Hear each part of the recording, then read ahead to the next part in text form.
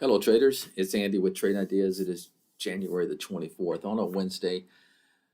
Yesterday's action was kind of mundane. We kind of stayed inside the prior candle there on the daily. We are gapping up now, moving higher.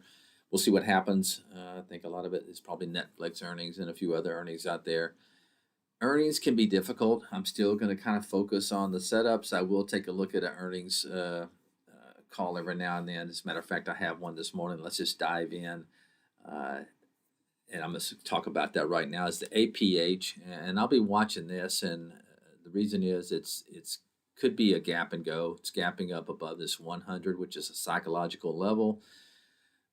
These can be tricky. Obviously, it's an earnings play. It could open up and get smashed, but I'm going to see if it can hold that 100 level, maybe even pick up a tiny bit to keep an eye on around, see if I can get it around that 100 level.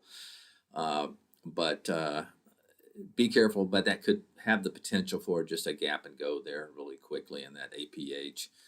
I like Amazon. I'm in Amazon, and I love the setup here. Okay, it's just keeps bouncing. It's trying to sell off and bouncing. Yesterday, it bounced perfectly off that 10-period moving average.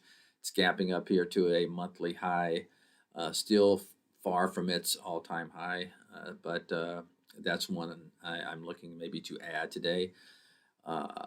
GPN, Global Payments. This is one that's setting up for a potential tiny little cup and handle here, if you will. Looking for a break maybe above 134.50 in that GPN. DocuSign is another beautiful chart, very similar to that GPN, but you can see just hanging out here near monthly highs there in DocuSign. Now the position in the lifetime range is still like around 10%, so this could really get going if it can break out of that level there in DocuSign. That's it for today. There's more on the list, guys. If you have trade ideas, be sure to check it out. Have a great one. Keep it tight. I'll talk to you tomorrow. Bye-bye.